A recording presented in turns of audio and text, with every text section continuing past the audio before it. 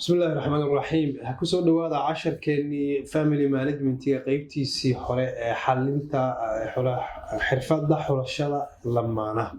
waxaan kusoo jirnay afartii qaybood Soomaalidu hore ay ku doonan jireen ama ay ku xulan jireen gabdhaha marka ay doonayaan waxa aanu ka bilaabaynaa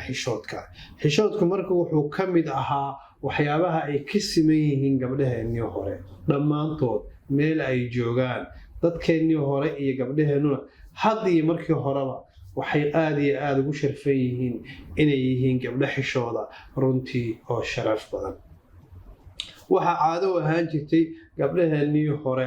in ay aad iyo aad u ixtiraamaan una soo dhoweeyaan ragga usoo haasaawo taga markay u yimaadaan hadday ugu yimaadaan xoolaha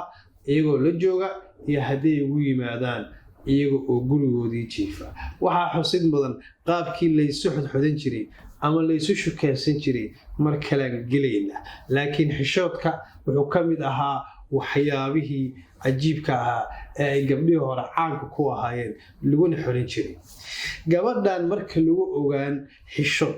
aan lagu aqoon iyo hufnaan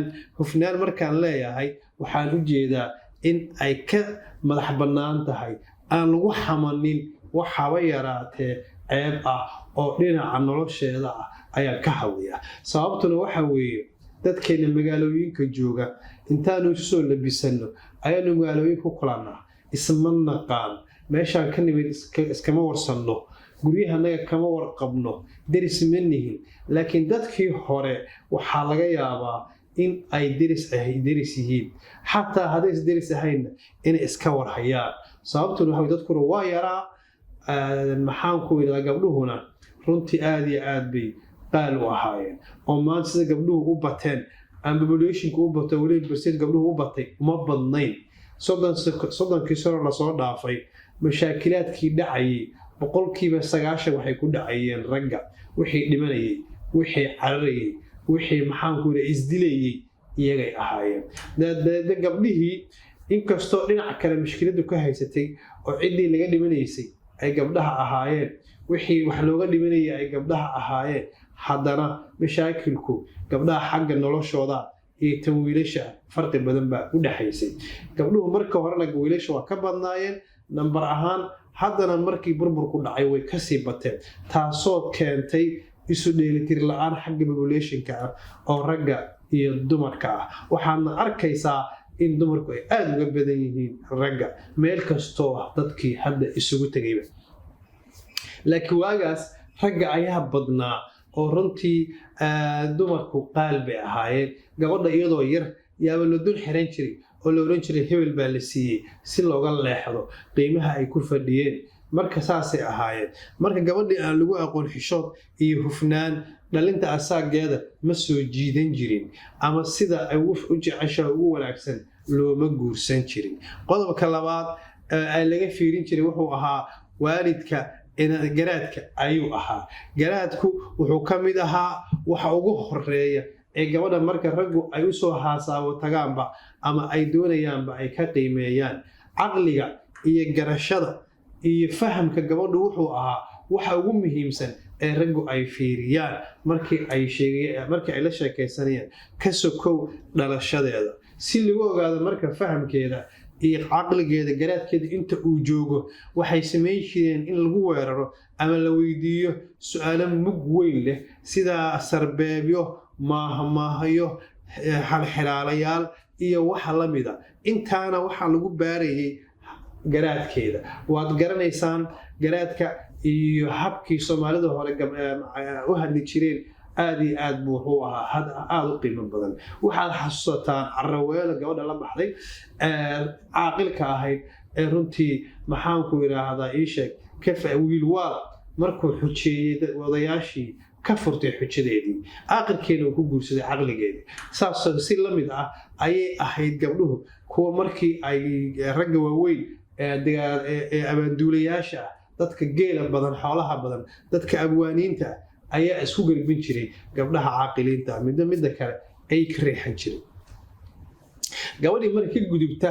garashada waxa lagu baarayo iyo su'aalaha iyo mahmaayaha iyo xalxiraalayaashaas runtii waxay heli jirtay ragga kuwa ugu qiimaha badan oo kuwa hadda ka soo sheekeeyay ah ama kuwa abaanduulayaasha ah ama kuwa caaqiliinta ah ama xoolaha ku geela badan kuwa ayay heli jirtay waxayna mar walba ahayd gabadh u taagan tartan joogto ah oo la isku riixo marka garaadku wuxuu ka mid ahaa waxyaabaha waaweyn ee lagu qiimeyn jiray annaga markaad hadda barbar dhigto waqtigeennana ee waad garanaysaa waxa hadda laga wada hadlayo booskaas labada qayboodba waxaa laga yaabaa dad yar inay fiiriyaan waalidka inanta dhalay ayaa ka mid ahaa waalidka inanta dhalay waxay ka mid ahaayeen waxyaabaha qiimaha leh ee gabadha laga eego sababtoo ah waxaa la ogaa gabadha marka la guursanayo dadka dhalay miiskaa la soo saari jiray gaar ahaan hooyada waxaana la oran jiray gabar waa hooyadeed marka waxaa la fiirin jiray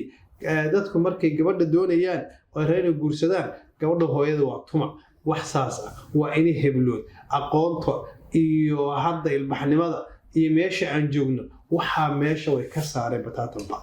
qof asagoo fiican ma yahay aqoon ma leeyahay muuqaalkiisu ma ku qanciyay halkaasay noo joogtaa anaga because magaaladii iyo ilbaxnimadii iyo tadawarkii bini'aadam ku dhacay yaa wuxuu tirtiray wixii hore looga fikri jiray casharkeennan ujeedkiisu waxaa waaye inaad faham ka heshid habkii hore ee gabdhaha loo guursan jiray wuxuu background u yahay casharadana soo socda haddii aan la idmo ee xulashada casriga ah iyo qodobada ugu muhiimsan ay maanta tahay in lagu xusho laakiin kanu waa gogoldhig buu wuxuu yahay casharadeenna hore ee soo socda waana cutubkii koowaad marka waa inaad saa u fahamtaa waxyaabihii lagu xulan jiray gabdhihii hore waxaa ka mid ah waalidka dhalay marka la qiimeynayo baadiyaa la joogayo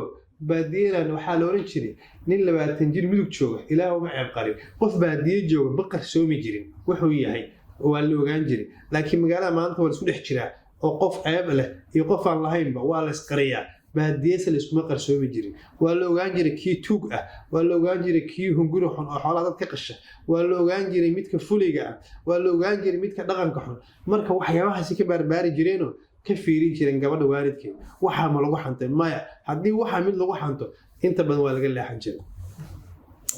marka ma dhici jirin wiilku in isku guursado gabar uusan waalidkeed aqoon gabar uusan aqoonin maxaanku taariikhdeeda hoose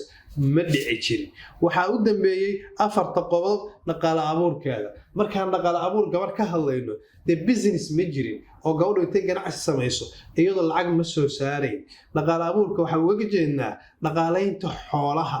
iyo sida guriga iyo xoolaha ay u maamulayso gabadhu waxay ahayd warshad bay ahayd gabdhihii Soomaaliyada hore say u shaqeyn jireen hadda anigu ma qiyaasi karo siday ahayd runtii haddaan akhrisid ama aad daraasaysid say u shaqeyn jireen waa tacajubaysaa cajiib waay because dhammaan waxa lagu cunayo iyo waxa bini'aadam ku nool yahay dhan baadiyaa laga sameyn jiray 90% waxaa sameyn jiray gabdhaha tusaale ahaan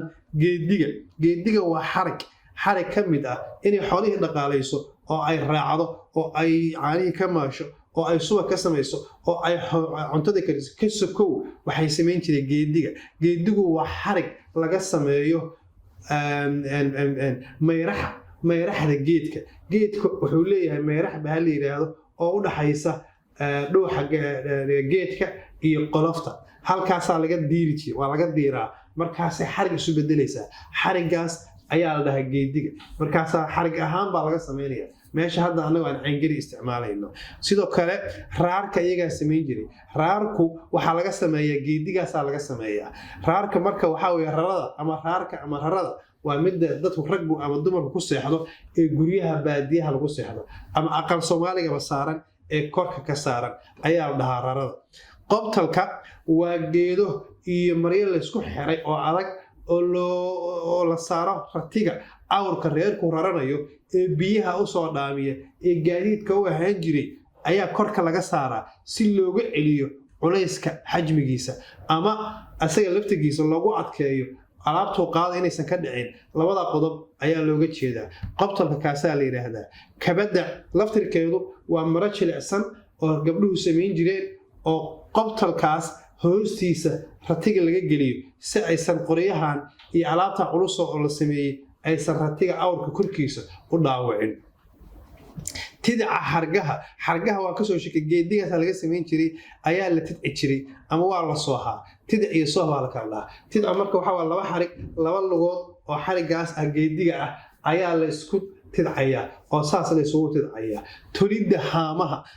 aad arkaysid biyaha lagu dhaaminayo awrta la saari jiray gabdhaha toli jiray masafta iyaga toli jiray dhiisha caanaha lagu cabayo ama maxaan ku yiraahdaa caanaha lagu dhigto iyaga toli jiray biraha sidoo kale caanaha lagu cabo gabdhaha toli jiray bal qiyaas marka gabar hooya oo dhalaysa oo uur leh oo cunto karinaysa oo xoolo dhaqaaleynaysa oo waxaas oo dhan sameynaysa waxa intaa sii dheerayd duubidda dhigaha waa aqal Soomaaliga marka la dhisayo ulaha dhaadheer ee saa la isu dhaafiyo ayaa dhiga la dhahaa sidoo kale waxay sameyn jireen qoridda udbuhuna waa geedaha guriga dhexdiisa laga taagtaago ee labada ilig gale ee lagu celiyo dhigta marka la soo foorriyo ka lagu qabanayo ee lagu xiraayo marka shaqadaas iyada ah gabdhaha qaban jiray marka gabdhaha waxa lagu qiimeyn jiray sida ay xoolaha u raacaan sida ay xoolaha u sameeyaan dhaqaaleynta guriga iyo dhammaan hubkaas haddaan ka hadlayno ee guriga waxna lagu seexdo waxna la huwado waxna aqalka laftigiisii yahay waxna xoolihii iyo cuntadii lagu cunayo waxaasoo dhan gabdhaha sameyn jiray marka bal qiyaas wax la qiyaasi kara maaha waxyaabahaas waxay ahaayeen waxyaabihii ay qaban jireen gabdhihii Soomaaliyeed ee mucjisada runtii aan ku tilmaami karo waxyaabahaasna waxay ahaayeen wixii lagu dooran jiray gabdhihii hore